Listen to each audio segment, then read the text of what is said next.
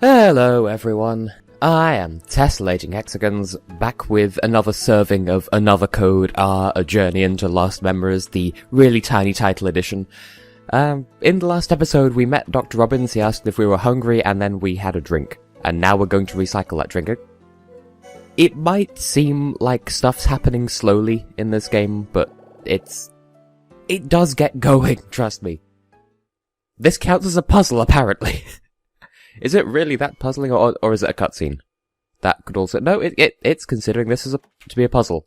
Oh, that was so difficult. As I said though, fear not, the game does get substantially more involved and more engaging, and so on, as we go along.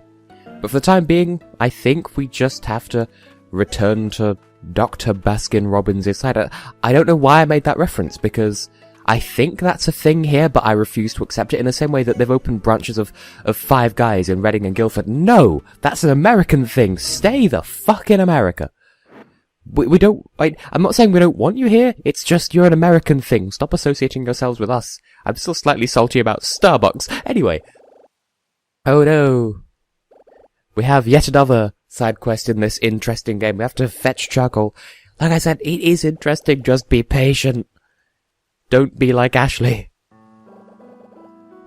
But at least she's actually telling him that they need to talk. Oh, for fuck's sake, Rich, you remind me of Asgore because you're just that oblivious, but he's like a not as good Asgore. I don't know what to say over this, because it's worth engaging in. I'm sure we will get to a point very soon where the game demonstrates that instead of me having to say it for it. I kind of don't want to commentate anything else over this rather emotionally intense scene, because she's having a bad time, he can't empathise with her bad time, and she's just so 110% done with it. Wow. Shots fired. I don't know what else to say, because I've had this quandary before. I'm one of the Let's Players who adheres to the philosophy of keep talking constantly, unless you have a good reason not to. And so if I leave huge gaps in what I say, it sounds like I'm not commentating properly, which is just my philosophy. And obviously with dramatic cutscenes and shit, I should, be quiet and whatever, but... Anyway, we get to do a little bit of investigating just by clicking some buttons. I kind of want to talk about other stuff, but this is important character development, so stick with it, I suppose. Because she is all flavours of salty. And I should probably try a lot harder to keep a consistent distance from the microphone, just to make it easier for me in editing. Oh yeah, because she's trying to be a musician, but of course he wouldn't know that because he's been irresponsible. I suppose his approach to parenting is actually rather indicative of the time of this game, because he doesn't know she plays guitar, because this is before the advent of social media, because if he were to spend prolonged periods away from home, and the 6 months that they mentioned without him coming home at weekends, they'd still be in touch via Facebook or Twitter or something. So this is just at the start of the advent of smartphones, but just before social media properly took over. So I don't know what else to say. I don't know how many times I'll say that in this project, but I do look forward to when we get to actually playing some game. But at the same time, I'm invested in this emotional scene, because playing through this game a second time, knowing what I know from having played it before, I do feel like Ashley's being unduly hard on him, but when I played through it the first time as a child, it seemed, well, not as a child, but like, I don't know, 6 or 7 years ago, maybe? I found it easier to sympathise with Ashley, but now I'm thinking, alright, calm your tits, and that's not a sexist thing, that's more of an age thing, maybe? Like, I'm not siding with Richard because he's the adult. I just think she's being a bit too... Like she's not wrong, she's just a bit too harsh on him, but... Love to know what you lovely people think. If you want to comment, you're welcome to comment. I should probably watch this back in post and actually read the goddamn text. Because I don't know, that this is approaching M. Night Shyamalan levels of, look at me, this is my quirk, I have daddy issues, versus, look at my quirk that defines my entire character, I do work and not very much else. Except that's not how, like, this is written better than that. Although, on a completely unrelated note, I didn't think The Happening was that bad, and I didn't even know it was a Shyamalan film, so just throwing that one out there.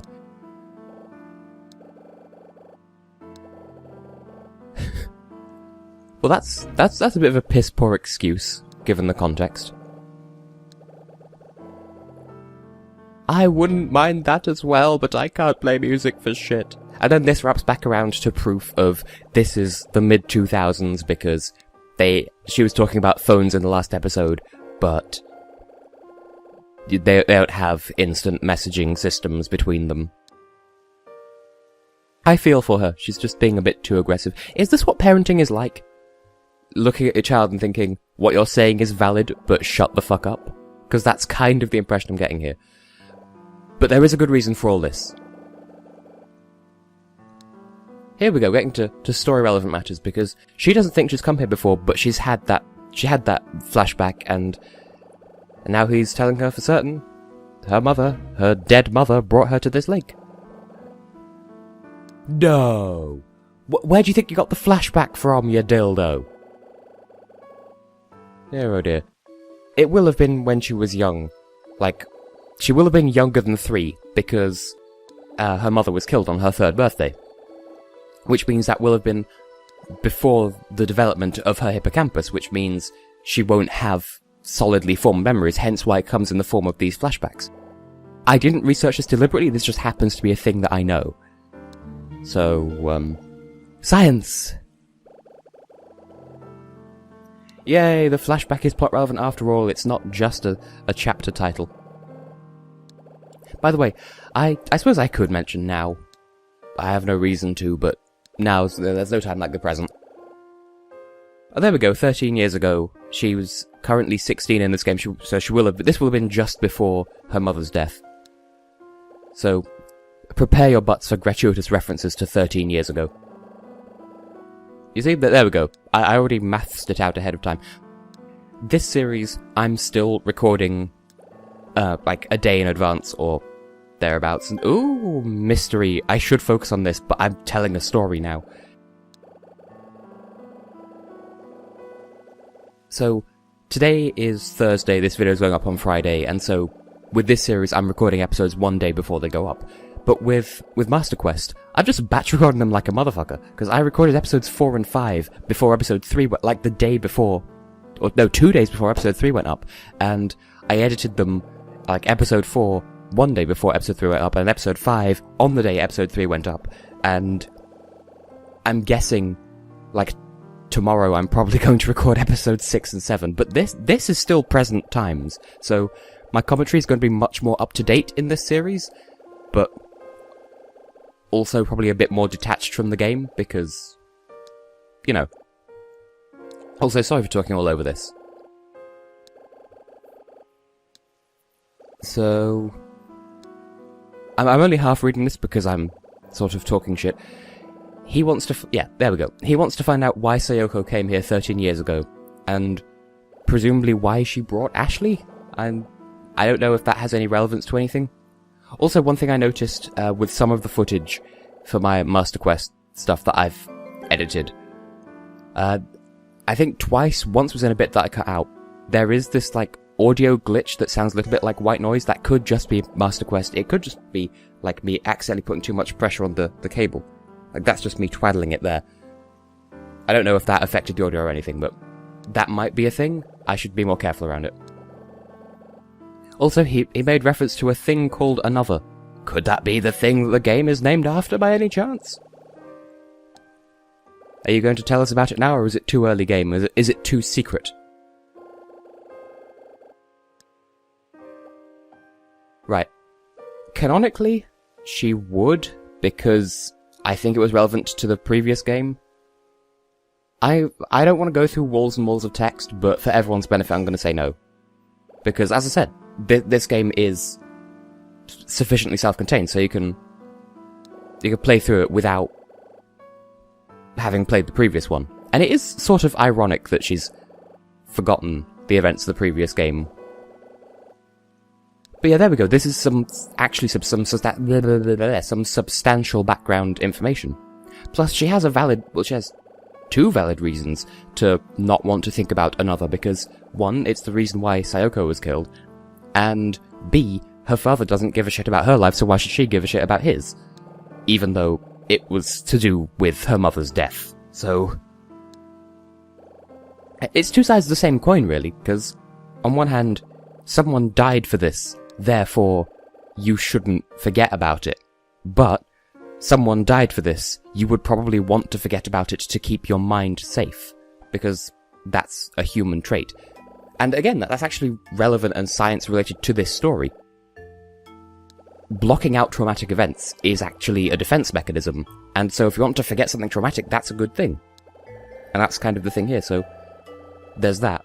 Versus, well, Sayoko died for it, so we should honor her memory by remembering it. You get the idea. Anyway, this is going over the events of the DS game, so another is to do with... There we go. In fact, that's exactly what I was just talking about. Another is a device that takes real memories and deletes them or replaces them with artificial ones. And, I don't know if I gave this impression before, but the previous game is 2 years ago, so the events at Lake Juliet the first time precede the previous game by 11 years, just to balance that all out. I probably should play the first game at some point. If I do, it might be like a blind playthrough on this channel or something. But still. I don't remember what that something terrible was. Okay, this is kind of a spoiler for that game. So that's the only warning you're getting. So, some arsehole from the previous game killed Sayoko, but you thought he was a good guy. Plottle-Twistle. Plottle-Twistle shot with pistol. I'm awful! But there we go, that's the events of the previous game. And that gave me something to talk about for like 5 minutes. I suppose this means that the DS game is sufficiently self-contained, and then this is self-contained as well, so it doesn't seem like there's going to be a sequel, but the sequel fits in unobtrusively, and in such a way that doesn't seem like it wasn't originally intended to happen, you know? So, we finally have a date to... well, a date with father, yes. A date to finally find out the truth about Ashley's past, because that's as much as we know so far. And another monologue to camera. So, again, she's taking this horribly personally by saying, oh, you only wanted to talk to me so you could help your own personal quandaries about your dead wife and your dead research. Oh, I was going to say, you know how in the previous episode we met, well, we didn't really meet, we walked past a girl who was complaining that her music player had gone missing. Either he found this or he bought one that's of the same brand, but either way, I thought we find that girl's missing MP3 player and keep it and that's the game's sound test, but you could be getting it through this instead, I don't remember. But I will compliment this game on its inclusion of the sound test and how it's integrated, because you can just like a real music player, you can change the background music and then that'll just play until you tell it to stop playing. Like, that'll replace the background music in the game. And so, it's actually really cleverly implemented. I think it needs batteries, though. I know there is a puzzle involving a music player that's needs batteries. And another flashback. JC Valley. By the way, at no point in the game do they tell you what JC Valley stands for, but bearing in mind, this is Lake Juliet in the Romeo Mountains. It stands for Juliet Capulet. I worked that one out whilst playing this game for the first time, which means I was an educated, classy child. Well, not child, but, you know.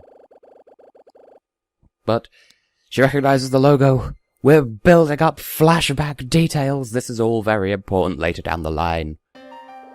And we're being called back to reality again. This happens a lot. And those vibrations on the Wii Remote tell me to... well, they remind me to hold the Wii Remote closer to the microphone so you can actually hear it when it makes noise. It hasn't made any this episode so far, but, you know. Oh, I wonder. Considering it's a logo that says JC Valley on it. Whose logo do you think it is? Your genius biscuit.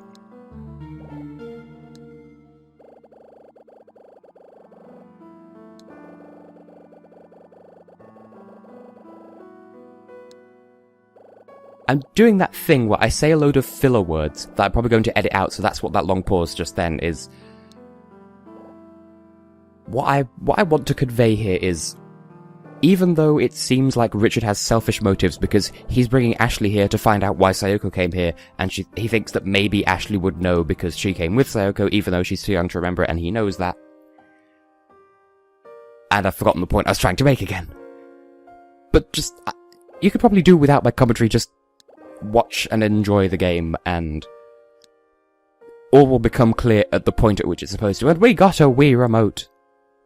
But of course, as you can see along the bottom there, or well, the bit that's closest to her leg, it's not a Wii remote. It's... There we go. I don't know if you heard that. It's the main puzzle mechanic of this game. It's moving one-to-one with the Wii remote as I'm holding it, although it's not completely perfect. But true another system, it's the TAS. And it's a Wii remote. It's the Wii equivalent to the DS thing from the previous game. It's the Wii version of the DAS, essentially. And this is how we do a lot of puzzles in this game. And it's really clever. There is some really clever shit that they do with this. Oh, come now. It's not like it's some ancient schizotech. It's not like it's a sort of magic thing. It's not going to respond to her individually, but... Now, I remember, when I played this game the first time, I was talking to Super Alex 641 about it, and I mentioned that there were these puzzles involving the TAS, and of course he didn't know about this game because it wasn't released in North America. And so he questioned what it stood for, and he assumed it had something to do with tool-assisted speedrunning. And of course I hadn't heard of that, so there was a bit of a break in communications there, but... Fucking Judd. That's a first name and a half, isn't it? And MJ Labs. I think that's the predecessor to JC Valley. Don't know what that stands for. I'm assuming it's not Michael Jackson Labs. But it might be. And I think it was yesterday where I think they confirmed that Michael Jackson was indeed involved in the soundtrack of Sonic 3 and that his music ended up in the game after all or something like that. I don't know.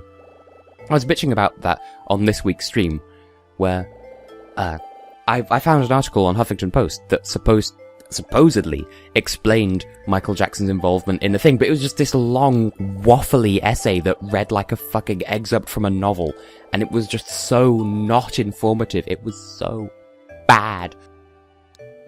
I gave up on reading it because it just didn't get to the point. It didn't convey anything. And so now I'm kind of turned away from the Huffington Post, because if you're going to post shit like that, then what's the point of me reading anything you put? But anyway. So the TAS was created by Sayoko, which means it must have been created about 13 years ago, which means that it significantly predates the Wii, but it's...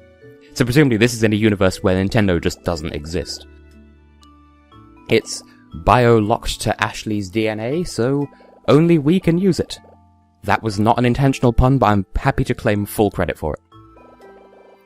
And I've been recording for nearly 20 minutes already. In fact, just over 20 minutes now. And there was something I was going to talk about, like, right at the start of this episode. So we've spent the entire episode in this bloody long-ass conversation. So I'm going to record for longer. There was a thing I was going to talk about, and it's completely not relevant to anything. I mentioned it on this week's stream, where I've been taking, music, just, 3.5, 4-minute songs, and then cutting them down to Eurovision length. And the one that I'd done as of the stream was Adam Lambert's For Your Entertainment. Burp. And then today I also did The Rebellion by Bentley Jones and Counting Stars by One Republic, and cut them both down to about 3 minutes. So that's a fun thing, but I can't upload that to YouTube because copyright, and I can't really put it anywhere else because copyright. Anyway, we're having even more story. Oh, I'm surprised you're letting him keep it, but... Then again, I suppose that's fair enough. So, we bought the TAS using the pendant, and so that means exchange one memento of mother for another. Cut out some nasty-ass coughing there. I've been talking a lot lately. Like, on... dear oh dear, we're having a moment of comic relief. On this week's stream, I was talking for an hour and a half solid. Which, I mean, I normally do, but... like, towards the end, it turned out that my computer was acting up. And so I needed to... well, I didn't need to, but out of the goodness of my own heart, I did a 20-minute Q&A session at the end without playing the game, and so I was talking constantly. It was fun, though. Just casually plugging my steamy, streamy Wednesdays, where every Wednesday at 10:30 PM GMT I stream games from Steam. Okay, so actual gameplay for the first time in 20 minutes. Oh wait, no, we're having another internal monologue. But, as I said, I may be being cynical about bits and pieces here, but do enjoy this game. Now, do I have to leave to get the charcoal? I don't remember what do. I should have been paying more attention. Also, music player. Does it have batteries? Does it even work like the way I thought it did? Nope, it needs batteries. Okay, so it is this then. I thought maybe... I know we get a pink one at some point, and I think that's the one from the... I think that's the one that the girl lost. And I thought maybe there'd be a puzzle involved in getting a battery for that, then hearing some hidden message on it or something. So... wait, what does it want me to do?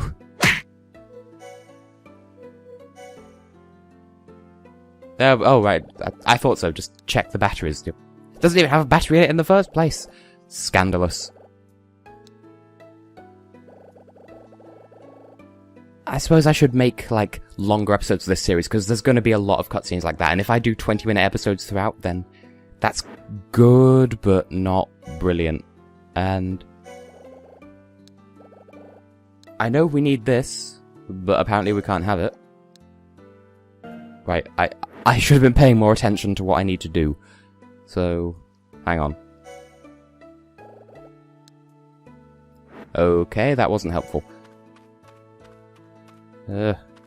I would cut until I find the thing, but part of the joy of this game is just the journey. I regret not paying attention to where I need to go, but... oh my god, the controls on this are a little bit funny. Like, sometimes it'll forget which way I'm telling it to go. Or that... like, you have to hold the control pad in a funny position in order for her to actually register that you want her to go a certain way, because it's optimized for clicking on the screen, like holding down these movement buttons on the side-scrolly bits. Now, can we get charcoal from here? Because, I mean, isn't that what charcoal is? I don't know what charcoal actually is, but I'm assuming that there would be something here, maybe? Le grill! I don't remember the full quote. I'll just throw in the clip. Le grill! What the hell is that? Okay, so I don't want to cut, but I'm just going to cut until I figure out where I have to go.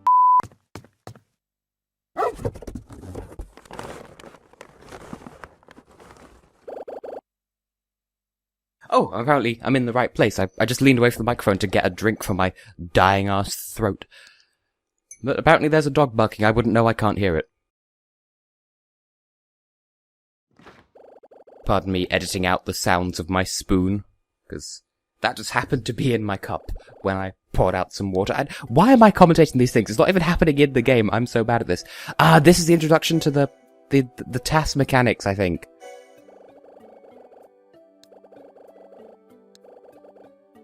Right, I don't know what we have to... Did you hear that? The task is reacting to the lock. I'm sorry I'm doing this shittily. I'm not in optimal position to be recording at the moment, but... oh gee, I wonder, could it be the highly technologically advanced lock on the door that's responding to your highly technologically advanced Wii remote? Dear oh dear.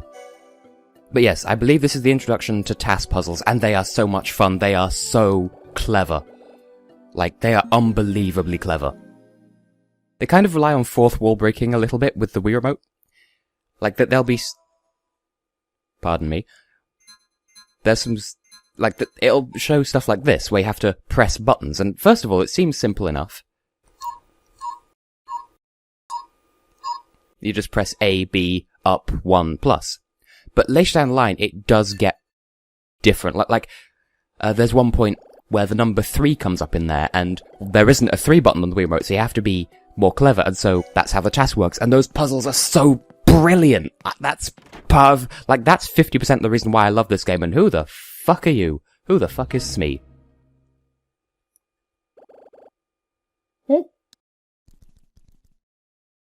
Apparently me snorting into my mug was loud enough to scare the dog away, but he has the... not the Wii Remote, he has the teddy bear, so therefore he must be the thief. He must be the thiefy woman.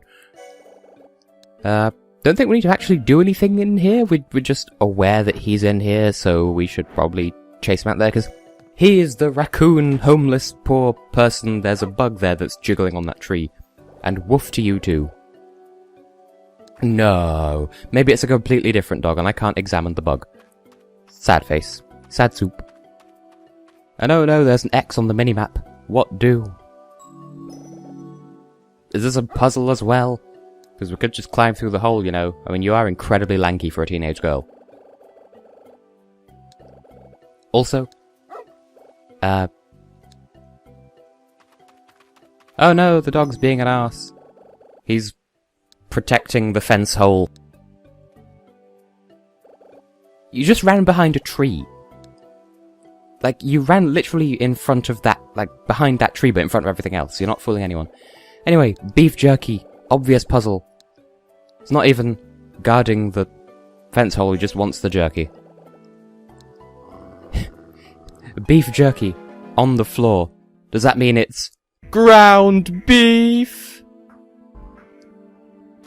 I forget how you do this. Oh, over here. There's another hole in the fence. Silly goose. Except you're not a goose, you're a dog. But yay, puzzles. I do apologise for this episode, because my throat has not been at its best lately. And this episode was like 80% cutscene, so... we're still in the opening chapter of the game, it'll get better. And I suppose it seems bad that I should have to apologise for the game like this, but it's just... that's just the nature of the beast with visual novel point-and-click style things. And of course, the old trope of, I saw a thing, and now there's a witness. The thing is gone. They think I'm crazy. Not too big a fan of that trope. Well, surely you could just walk around it? Surely not everyone's stuck on these 2.5D planes. Now, we were told not to show the task to anyone, so we have to lie about this. Yeah, well, it was open, so... it was... open.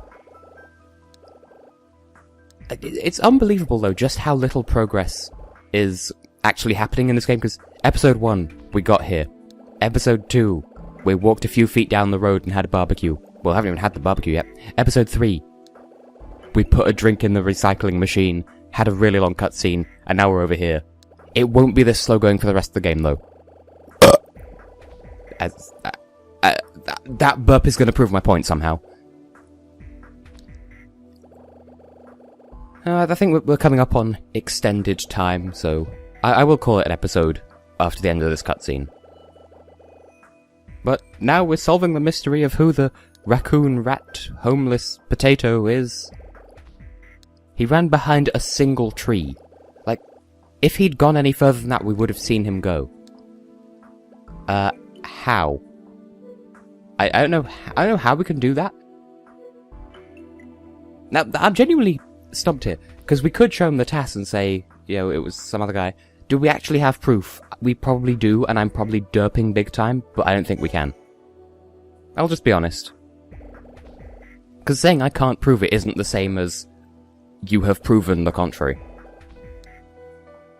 Anyway, I can't prove that it wasn't me at the moment, but you can't prove that it was me. So, shut the fuck up. Any slot. As soon as the game gives control back to me, I'll end the episode. Oh, great, we have to find some proofals now. Well, I'll leave it on a cliffhanger there then. In the next episode, we'll go and find some proof that some arsehole did a thing. That's a beautiful way of summarising it. So I have been and will continue to be Tessellating Hexagons, if I didn't say that already, and I will see you next time.